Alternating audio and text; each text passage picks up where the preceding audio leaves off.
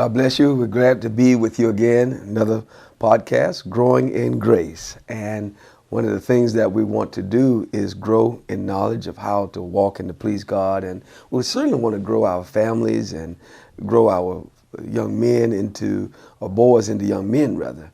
And today we want to talk some with you about growing our boys into men. And we have a special guest with us today. This is one of our deacons in the church, and his name is Deacon James Holmes. And he's raised 9 children. 9 children, 2 boys. And 7 girls. And 7 girls. 7 girls. And I think you helped with some of the grandkids. A lot of them. And so, and it was told to me that you would be a good person to help us in developing our young men, developing our young boys, and developing them into men. Mm-hmm. And some have been around you, and you've worked them and helped them to become strong and strong mind and strong will and strong body. That's right. And so we just want to have this conversation with Deacon James Holmes about developing our boys into men. Because right now, it looks like we're having a problem with that. Do you agree with that? I agree with it. Yeah. I agree with it. And so what are some of the things you see that we need to do now that will help us to develop our boys into men? Or even help even to correct some of our men and help them to be more manly? But what do you see that we need to do?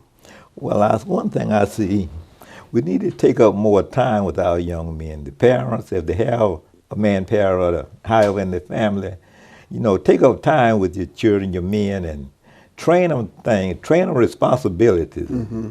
Teach them how to be respectable. And mm-hmm. Take them to church and let them hear the word of God. And mm-hmm. all this will help out in bringing them up to be a man. Mm-hmm. And I see another thing, don't wait till they get so big up in age. Start them when they're young. Mm-hmm. Because once they get up in age, then they got sometimes about much knowledge as you have. So you have to start them at a young age. Mm-hmm. Mm-hmm. And I notice now a lot of our parents, they don't take up too much time with the young men. Mm-hmm. They'll be around, and instead of they taking up time and teaching them and showing them things, they'll give them these little phones and video games, and that they are training. Mm-hmm. But that's not the way I brought mine up. Mm-hmm. I took up time with mine. I worked and I gave them a responsibility. And another thing, when they're young, my wife, when they got big enough to take their bath and thing, she didn't have to go around them and pick up their clothes and things. Mm-hmm. That was their responsibility. Mm-hmm. But now I see large children, they go take a bath and where they pull off the clothes, leave them right there. Mm-hmm. That's a no-no with me. Yeah. No. Yeah. So, in fact, when you got 9, everybody got to have some responsibility, right? Absolutely.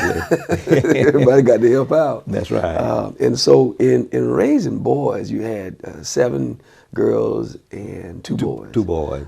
Now, did you raise your boys like you raised your girls? Oh, no. What's the difference in how you raise your boys versus raising your girls?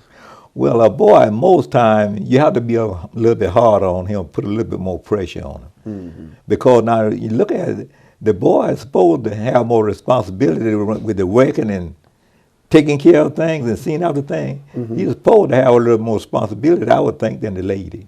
I see. He's supposed to be able to, when they get up a size, take care of himself, and have a future, too.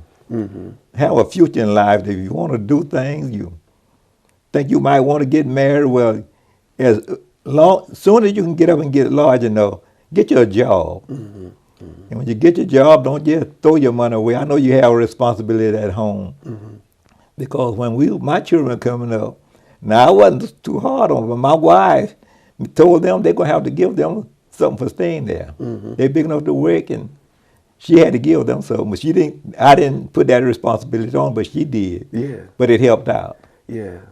And I think it is a good thing to actually train, especially the young men, that there is a responsibility. Right. Like right now, it seems as though there are some men who don't want to have responsibility. Right. And feel entitled, like somebody owed him something. Absolutely. And even when I was coming along, that a responsibility was put on me once I started working, that you actually help take care of where you live at. Absolutely. You know, and everybody need to be trained like that. That's true. That you actually supposed to help take care of where you stay. Absolutely. You know, especially as you get older. But one of the things I heard you say about being a little harder on your young boys, you're developing them to be men, so you're not too soft on them. No, right. But with your girls, you might be a little more lenient, a little softer with them.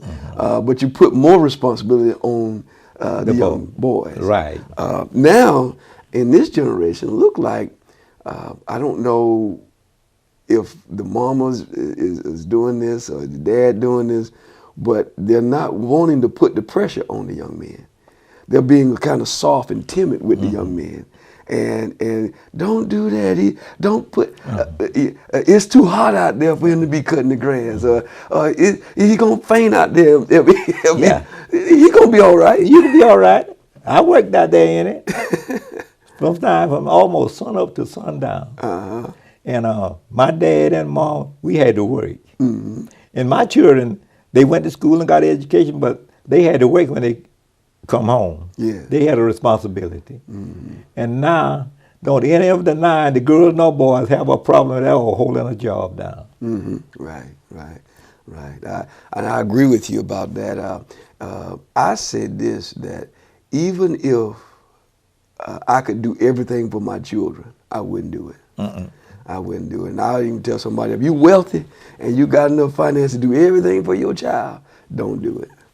Give them some responsibility. Let them do some things. Absolutely. This is something I did, and I think you did some of the same thing. I don't know if you did it like me though, but this is what I did to give my son a job. And I had my backyard in Tennessee, and it had a lot of weeds and bushes. It had grown up with bushes in the back. Even before I had moved there. And so I wanted to get it cleared out and cleaned up. And so I told my son, I say, son, I tell you what, I'm gonna give you a job. And I'm gonna pay you by the hour for you to do this job. And I want this backyard clean and cleared. You know, I gave him the tools to work with and everything. And I said, I'm gonna pay you a certain amount per hour. And I gave him the job. I came back home and the next day, and I looked in the backyard. It looked like there had nothing been done. Just a few little bushes, just bare a little bit. And then I went in his room, he was on his video game. I said, all right. I said, son, this is not how this works. If you're gonna work on a job, you got to do most of your work and then you have your fun. Absolutely. You know. So what I did, I gave him a little incentive. I said, all right, here's what I'm gonna do. If you do this by a certain time, I'm gonna give you so much more per hour to get this yard done. I came home the next day, he had transformed the backyard. and from that point on, he began to know how to work. You know, you got to go ahead and put your time in, do your work. Right. And then you play later. But now we got some men that are playing when they should be working. Absolutely. Do you agree with that? I agree with it 100%. Now, you did yours a little different from mine. I figured I did. Now, how you do yours? Well, now, I didn't promise mine a certain amount an hour. No, I told them what we had to do and what I wanted to do. Yes. And they know, well, now, another thing, when you're bringing your children up, you don't have to do a lot of beating them and whooping on them and things. True. Just be firm, show them you love them. You're not their friend, or you're a friend, but you're the parent. Yes. So a lot of people now take the children more as the friend than the parent. And the children are wise now. Yes. The children are just about the parent and telling the parents what they want to do. Right. But mine wasn't that way. Right. When I left a responsibility to give it to them and came back, some of that was done. Yes. And it wasn't no play around thing either. I want this done before anything else, and not no whole long time. Right. And they did it. Right. And they thought I was hard, but now they'll tell me they appreciate it. Right. So you can't just be so soft on a boy. Right. And I heard you say something about buying them things. I tell anybody, don't spend a whole lot of money, no matter how wealthy you are, on buying fine automobiles and things, and just give it to them. Don't give them no responsibility. if you buy that car, let them pay the insurance. Mm-hmm. Because I was a boy, Mm-hmm. and my dad bought me a car when I was about 18 years old. Mm-hmm. And I made a jet out of it. I did a race car. You did. Yeah. It was a pretty car, a nice car, and most black men didn't have those kind of cars. Mm-hmm. But then I didn't take care of it. Mm-hmm. I was race with it, Mm-hmm. and do other things I wasn't supposed to do. And every time it would break, Dad would fix it. Mm-hmm. So I said, well, I can just go ahead, Dad gonna fix my car if it tear up. It don't matter with me. Mm-hmm. But then see, when he stopped, he told me he would do it this time, but he wasn't doing it no more. Mm-hmm. I would get speed tickets. They would pay them for me. Uh-huh. And I was getting so many speed tickets on his insurance. The insurance company called him and told him that if I get one more ticket, they're going to cancel his insurance. Mm-hmm. So they let me know that. So I had to straighten that out. Mm-hmm. So I said, anybody, if you just give a boy everything he wants, don't put no responsibility on him, he's not going to take care of it. He don't appreciate it. Right. He's just going to run through it, abuse it. Mm-hmm. So you know from experience. I know from experience. I know from experience. Yeah, and actually, you think about it, that's they're not really. A parent is not really helping the child when you do that. Not at all. You know, because, and I think sometimes parents feel sorry for the child. They want to cuddle them and coddle them, but when life hits, life not going to do that. Absolutely. Life not going to cuddle and coddle. It's going to be hard. It is. It's going to be hard, and so it's best to train a child in the way he should go, so that when they get older, they don't depart from the way. And part of that is you should be disciplined. Right. You should be disciplined. You should go to work for what you want. You should have a good work ethic. Right. You know, when you go on your job, do good on your job. Absolutely. You know, in fact, when they start laying off people on the job, you should be one of the last people they start looking at. And I know that's for a fact. You fact. agree with that? I agree with that. That's a fact. Yeah, because if you work a certain way, that when they start laying off, they're gonna lay off the sorry people first. Absolutely. That's right. But the good workers, they're gonna hold to the end. Hold up to them. That's right. Yeah. So what do you think about that? Well, you're absolutely right with that. And if you're working on a job, don't go and wait when the man is looking at you. And when he's not, you goofing off and not doing what you're supposed to do. Let the man have confidence in you. Right. And that'll take you a long ways. Right. And another thing, when you get on the job, be respectful. It's not your job, it's the man's job. Yeah. You go in there to work for him and make a living. Right. So work for him just like you would be working for the Lord. That's true. And you'll be blessed. That's true. That's true. And I think there's a problem sometimes, even when young men get on the job with authority. Some people, they don't want to be told what to do. But I find, and that can be a problem for a young man sometimes when he think he's man, so he don't tell me what to do. But you're going on somebody else's job. Right. Then you have to do what they tell you to do. That's right. You know, and so what I try to do is when I'm working for somebody, I begin to think I need to do what they tell me to do, not what I think I ought to do. And because sometimes, like say I was working for you, and you have young men cutting wood at times, right? Right. And stacking and gathering and loading the truck.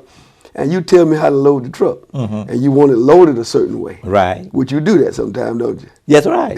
That's right. Load it right, you can get more on it. There you go. There you go. And so you start telling me how to load the truck. I'm supposed to be thinking about how I can load the truck better than you know how to load the truck. I'm supposed to load the truck just like you tell me to load it. Absolutely.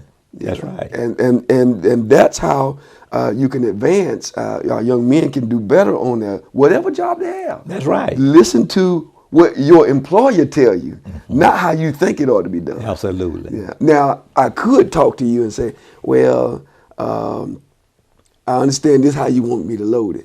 But now what if we did this? I could talk to you like that. Absolutely. And if I did that and you said, well, let's try that, then that's one thing. If I said that to you and say, well, I think we could probably do it this way and get it done a little better, Deacon Holmes, and you said, well, maybe, but I think I want to do it the way we've been doing it. I got to let it go and just do what you said. You agree with that? That's right. I'm on your job or whichever, you on my job. Yes. That's right. Yes. Yeah, but And see, some of those skills people need to have. You can communicate sometime about an idea, but when you own another man's job, you've got to obey that particular whoever you're working for. Absolutely. You got to obey your employer. That's right. You know. Yeah, I agree with you. Yeah. And so that's some of what your children appreciate about you. They had to obey you. So now when they go on these other jobs, ain't no problem, right? Ain't no problem. Ain't no problem. Yeah. And a lot of times my children have jobs and they'll be laying off. Sometimes mine to be some of the last one or two they'll lay off. I say, well, how y'all hold a job and everybody else laid off? I don't know, Daddy, but I'm still working. But then they go on the job and wait like the employer tell them. Yes, sir. Yes, sir. Yes, sir. And that's the key. That's the key. And one of the things is you begin to train them from little until they begin to be adults. That's right. And move on out of the house. That's and so right. I say this to say that when your children are small, somebody got small boys and small little children, you got to starting them while they're small. Absolutely. You know, just like you said about pick up behind yourself. That's right. You know, that's not your mother's responsibility to pick up your clothes. Not. You've been wearing them, now you done took them off, now you put them in the proper place. Absolutely. You put them in the proper place. And then train them how to clean the room. That's right. You know, train them how to, wash the dishes and do other things. What are some of the other training that you train your boys with? Well, I train them too when they go out, wear their clothes properly. Don't just wear out anything. I mean, I know you're not reaching, but what you have, take care of it. Have it neat. Don't go out with your pants all hanging down, long hair plaited. Now, that's another thing I didn't have that problem. Because I cut my boys' hair until they left home. Yeah. And their hair never was no longer than mine is now. Don't you see? And now I don't have that problem with them wearing all these dreads and things. Yes. It really don't look good on a man, but then, people raise their children how they want to, but I say train yourself to be a man like that. Training a boy to be a man. Teach him that, and he go to get a job, they put his application, whatever you in, resumes and all. Then they're going to look at how you dress, how you conduct yourself. That'll help you a long way to getting a job. Right. And so part of it is the parents teaching the children how to present themselves. Absolutely. How to present themselves. And I it is something that I see now that parents are training their boys to wear long hair. And what I'm saying, I just saw a picture even today where they had this little girl and this little boy. I guess they might have been brothers and sisters standing beside each other. And the boy's hair just as long as the girl's hair. And his hair might have looked a little better than hers. Yeah. And it's really, and the Bible said nature teach you that it's a shame for a man to wear long hair. Absolutely. But if it's a shame for a man to wear long hair, then we ought to train our boys not to be comfortable with long hair on their head. Right. See, but if you train them when they're little to wear their hair long, then when they get bigger, they're going to go after that fashion or that form too. And then you got now a lot of the men that they're looking at are as their example and role model, like the football players, the basketball players, and the stars and things of that nature. And so what you got now is they're patterning after that. Right. You know? But like you said, you didn't let your boy's hair get longer than yours. That's right. I never did. And another thing, talking about the hair, now it's kind of shameful, but I won't put no, I don't know about it, but one of the little boy, he got long hair. His hair was long like a girl. And he said he want to cut his hair, but his mother don't want it cut. Don't you see? Now that's the problem. That is a problem. That's a problem. See, that's a parenting issue. That's right. The parent is off in the thinking somewhere. And the Bible said that nature teaches you. I think that's in Corinthians 11, about 14. Nature teach you that it's a shame for a man to wear long hair. See, but if a woman have long hair, it's a glory to her. Right. It's supposed to be a difference between when you're raising a boy versus you raising a girl. Absolutely. And this is what we're having now. We're having a problem with raising our boys to be men because we're actually bringing some effeminate in them when they're little boys. Absolutely. We're bringing it in on them while they're little boys. We're letting them become more feminine. Mm-hmm. We're not putting the pressure and the responsibility on them that we should put on them. Right. And we're treating our little boys like little girls. That's right. And no wonder they turn out to be girls, because sometimes parents are treating them like that. That's right. You agree with me? I agree with you 100%. Now, I've been around children, but I was trying to help train some. Mm-hmm. And looked like the parents think I was being too hard on them. Yeah. And I was only trying to help them to be men. Mm-hmm. And they just about stopped the children from being around me. Don't you see? But I said, I didn't raise my boys. Mm-hmm. Now I'm trying to help you. You don't have some don't have a father with them. I understand. And I wanted to try to help them to grow up and be men. Mm-hmm. Because I know the qualification of a man. Right. And if a boy is around a man, he just about can get more instruction of a man than he can be around a lady. That's true. That's true. I could agree to that. Mm-hmm. Yeah, like my mom, she was single parent, Mm-hmm. and the blessing that I received was I was around some strong men. Oh, that's now good. my mom, she did what she could, and she did the best she could. Mm-hmm. But there were some things my mom couldn't do for me. Right. That's all it is to I it. agree. And sometimes people try to advocate, they try to wrestle, say, "Oh, single parent can't do shit." No. Yeah, some things a lady not gonna be able to do for a young boy. Absolutely, I agree with it 100%. It's just, and I thank God for my pastor. I thank God for my grandparents. They really poured into me as a young man. Mm-hmm. I wasn't a man, I was a boy rather, but they began to pour into me. Mm-hmm. And I began to see what that's supposed to look like. Mm-hmm. You know, and I saw my grandparents with their wives and raising their children, and I began to see an example of what that's supposed to look like. Right. And that's what boys need. They need to see an example of a man. You agree about that? I agree with it 100%. Mm-hmm. Now, I agree with that, and I say it all the time. It's hard for a lady to raise a boy by himself to be who he's supposed to be.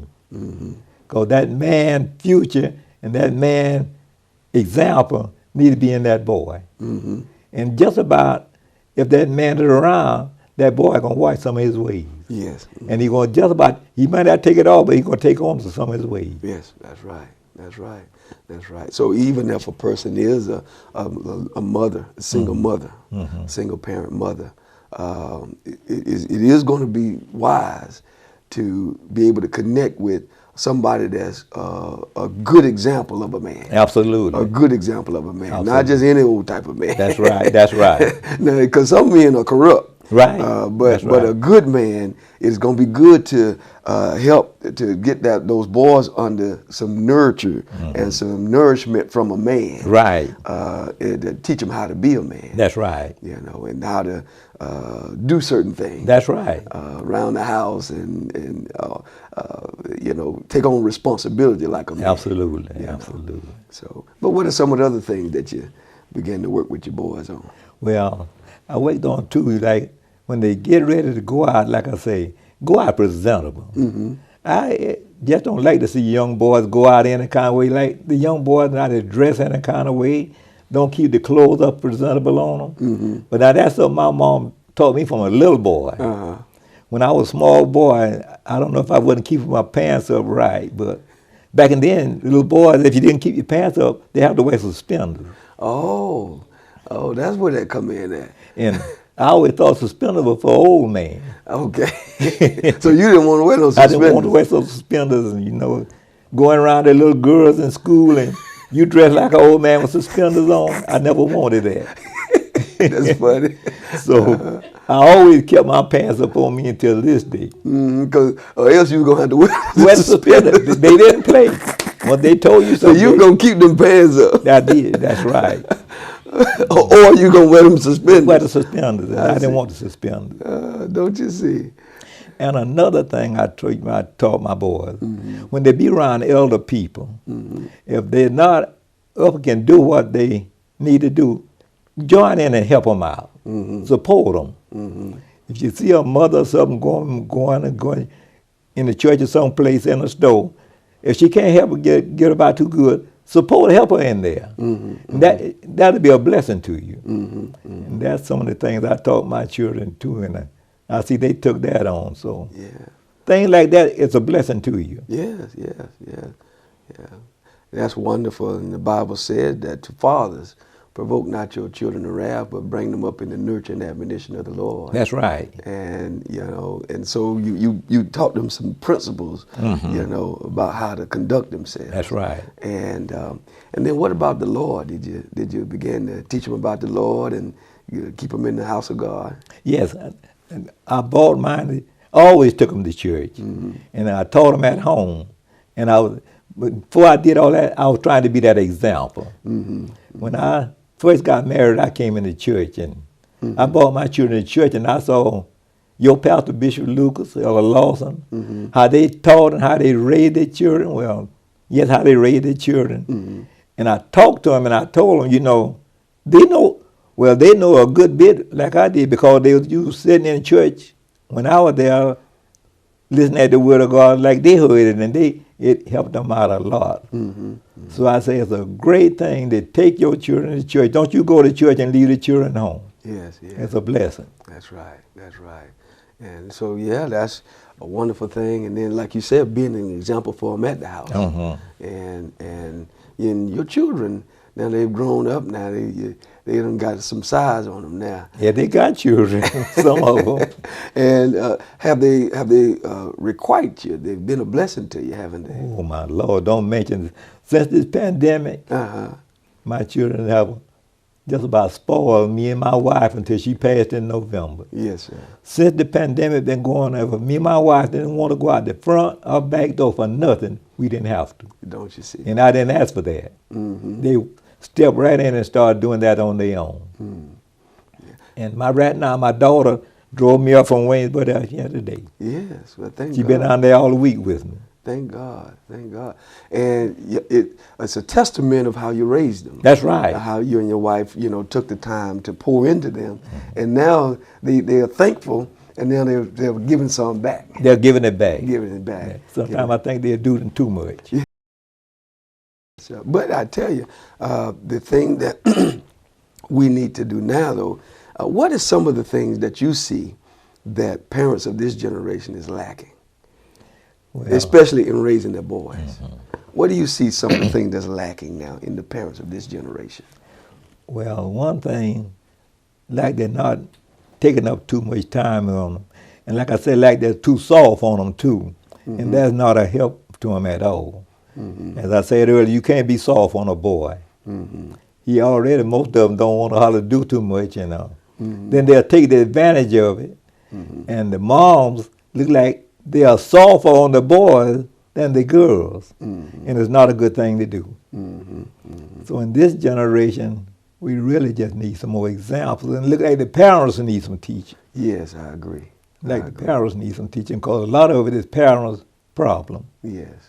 And the children are not going to go any further than the parents require them to do. So look like the parents need some teaching and instruction too. Yeah, I do remember, like you said, sometimes the children, they ain't going to go no farther than the parents require. That's right. If the parents don't push us or didn't push us when we were little, we didn't do much more than what they pushed us to do. Oh, I didn't either. You try to do the bare minimum, and actually there's a whole lot more you can do. Absolutely. And sometimes just by having the parents to kind of help you to strive and push you, so it helped us to do better things. And begin to see what your real potential is. That's right. But you need parents that's going to motivate you to do and not to be lazy. Absolutely. Because when we were coming along, if you didn't carry your weight, then they'll get on you. They'll criticize you. Right. And say, you ain't gonna be lazy in my house. And they'll work with you too about that. Right. They work with you. Yeah. And I think we still need to do some of the.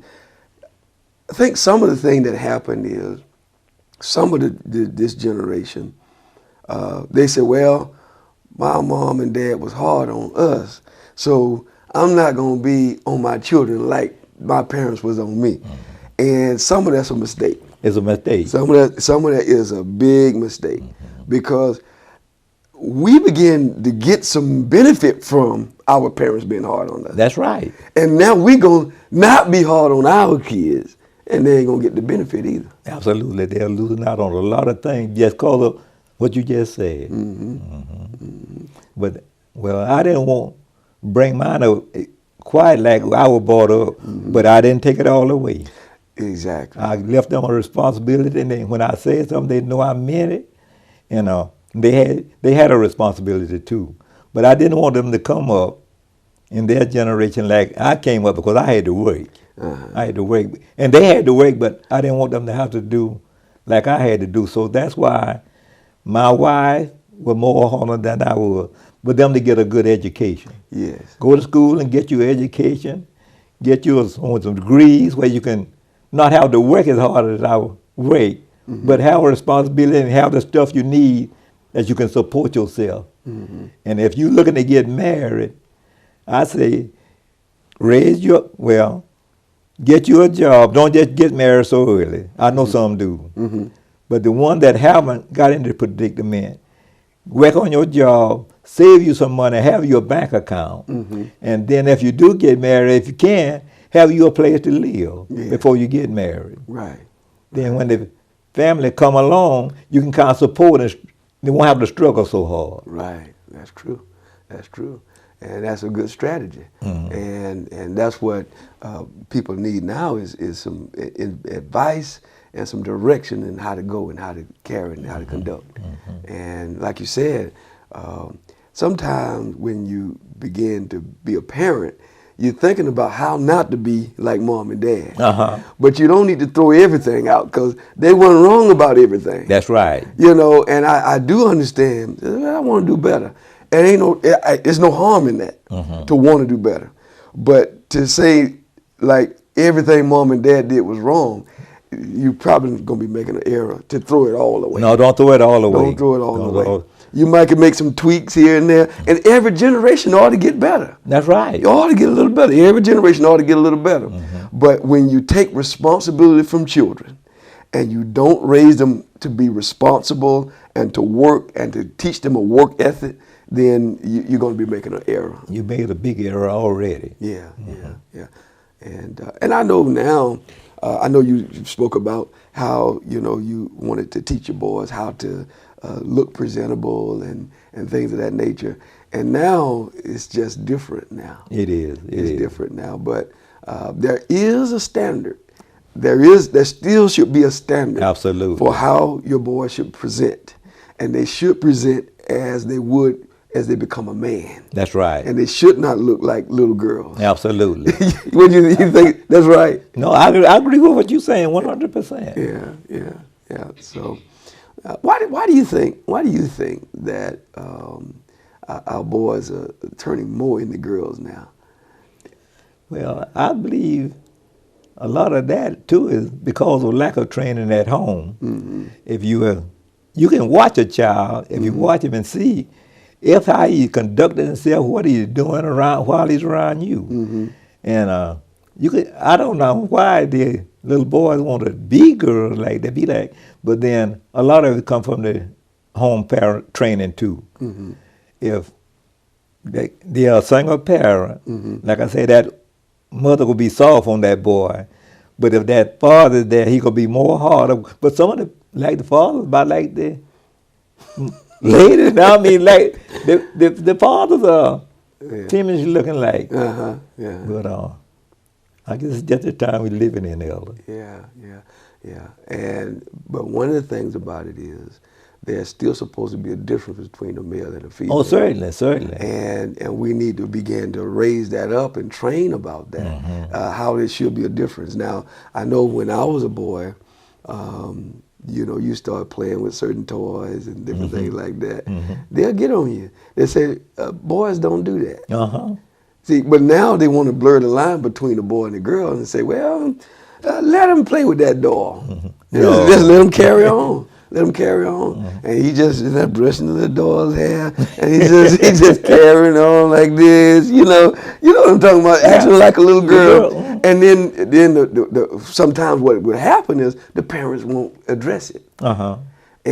But when I was a boy, if you did things that looked like, as a boy, that was looking like you was trying to be like a girl, they'll say something to you about it. They would. They say, don't do that. Don't do that like that. That's right. And they take that dog from you, give you a truck. That's right. That's right. And you might say that's stereotypical, but one thing they kept telling us when we were boys is that you're not a girl. That's right. So if you did things that were like a girl, they'll tell you that you're not a girl. That's true. They'll straighten you out about it. They'll straighten you out. Yeah, but I think that's the job of a parent. Is to, if your child is going in a direction that they don't supposed to go in, you're supposed to try to pull them into the right direction. Absolutely. That's true. I agree. And like you said, you should pay attention to them. Mm-hmm. If you see your boy going in that direction and trying on his mama's shoes, what do you think?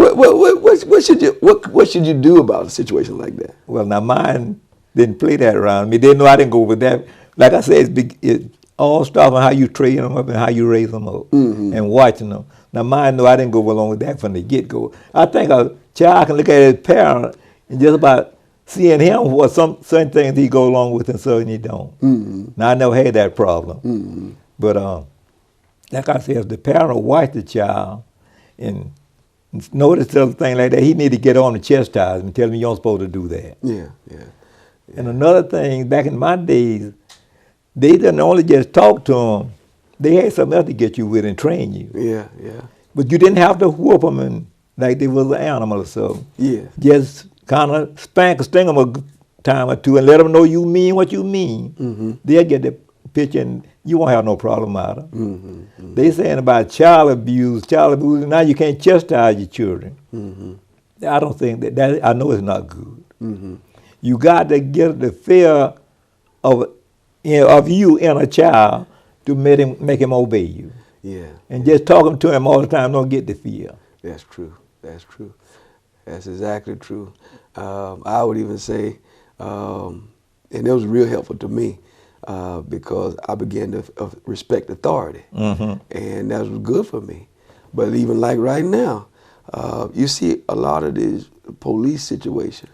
But what if, I just wonder, said, now, would it be better if mom and dad put their hands on the child or the police to put their hands on the child? Okay, I was thinking about that no later than today. But then notice in the Bible didn't tell the government and the police to raise the children. It told the parents. Right. So if they take that authority from the parent, then look like they should just take the child and raise it. Yeah, but they don't know how to do the job.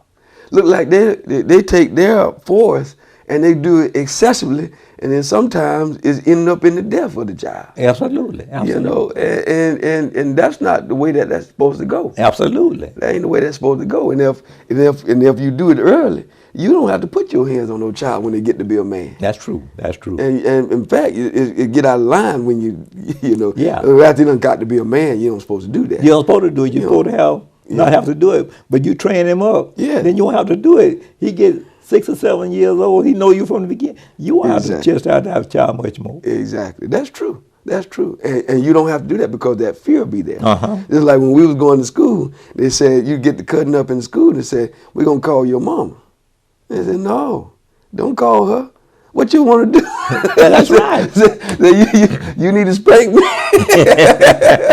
Don't call my mama. Do not bring my mama off her job up here because it's going to be bad. That's right. But I say that because, all right, somebody said, that's bad. You scared. Yeah, I was scared of my mama until I learned, like you said before, about the friend. See, you got to be the parent first. Then you can be the friend later. Absolutely. See, just like right now, I think you friends with all your children. Everyone. Y'all friends now. Good friends. But when they were little, no, it was different. It was a little different. You were dad. And that's what they needed you to be. They needed you to be dad. And then as you get older, then they begin to appreciate you, and then y'all became more like friends. Absolutely. Although even when they were small, had some friend time. We had some friend time. We had some play time together. But when serious time come, they knew you dad first. You agree with that? I agree with that, because when I was raising my children up, Well, the job I had wasn't paying a whole lot of money. It was taking care of the family. But I worked a job and 2 part-time jobs. And I had time to come home sometime and play with I played with my children some. But then I let that only go so far. Right, right. And they knew when to stop and how far to go. And until now, my grandchildren are the same way. So you got to have a standard, and you can be the friend, but be the parent first. That's right. That's right. That's right. And like I said, raising them and chastising them and all that's involved. And that's in the love that you have. That's right. You know, because you would rather teach them to respect and to fear appropriate authority rather than to get in trouble with the authority and have all this trouble to come behind. That's right. A lot of them getting killed when it's not really called for. Yeah, it's not called for. It's not called for. It's like even when the police pull a man over. In fact, about how old are you now? 84. 84. 84. You've been black all your life, ain't you? All of my life.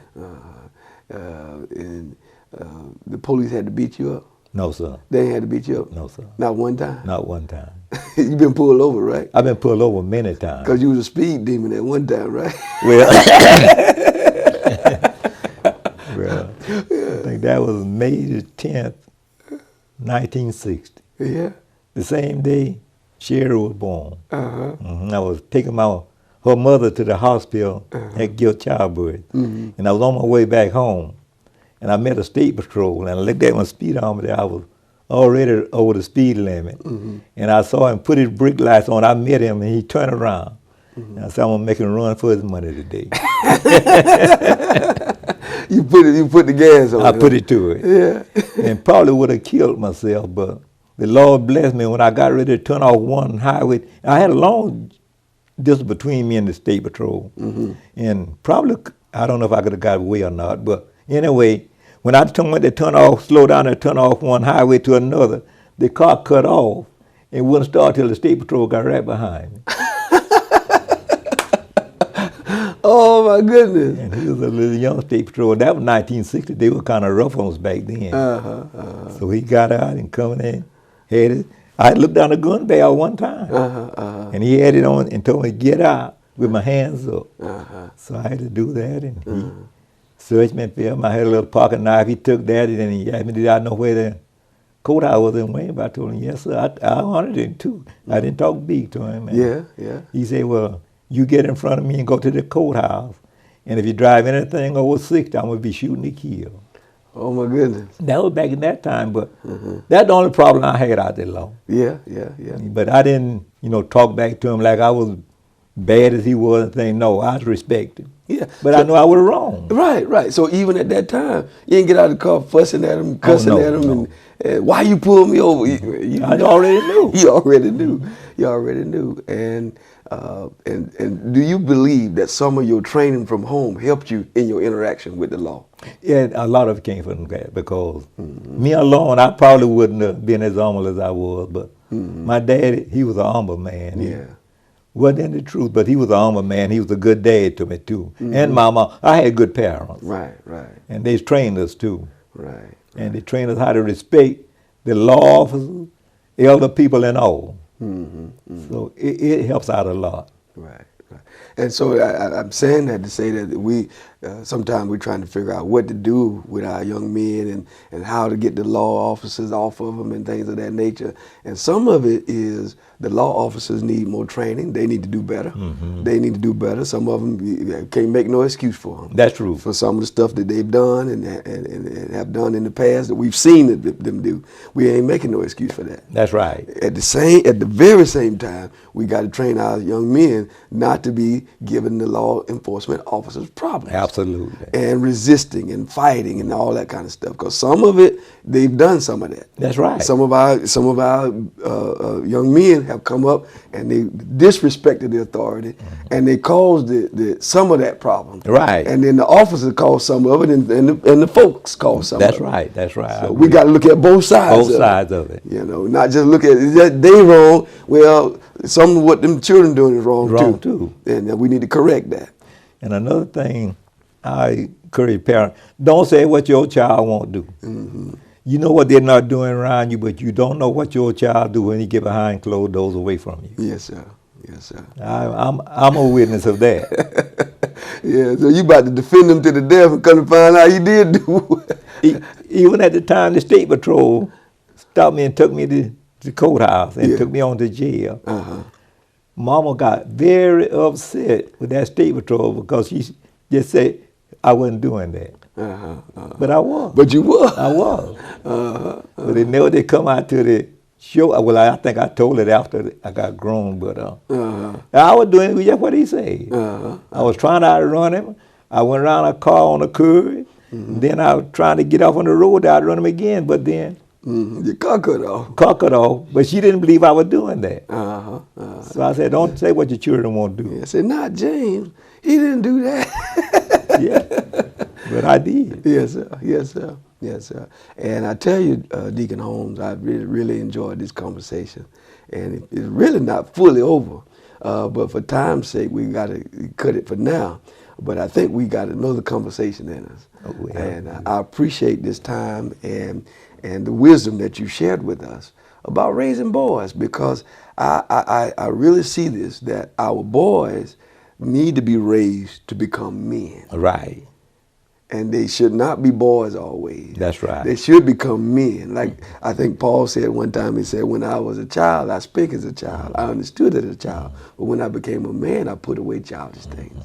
And it ought to come a day when our young boys become men. That's right. They shouldn't become girls, nor should they stay boys. That's right. They should become men and develop as a man and take on responsibility and be able to provide for his own and take care of his own house. That's right. And all those things. That's right. But we got to raise them right so that they can be right. That's right. You agree with me about that? I agree with that too, and like you were saying on that. Another minute, a man being a man, if he's working and his wife is working, sometimes they both have to work. When the man get off work, don't come home and sit down and look at TV and pull off your shoes and cock up in the recliner. Go in and start working, help that wife out. It's your family, it's not the wife. And that's not her responsibility in the first place. So don't leave all the responsibility on your wife. Help her out. Take care of her, help her with the children. That's how me and my wife stayed together 57 years. Don't you see? When I was working and she was working, if I get home first, I'll start fixing the food or whatever, helping the children with the homework.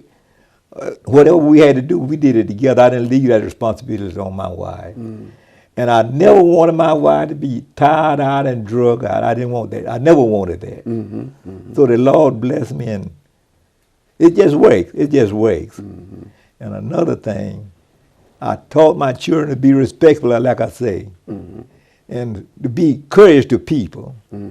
Don't, when you see people coming, you turn your head like you don't see them. That's not a good thing to do. Right.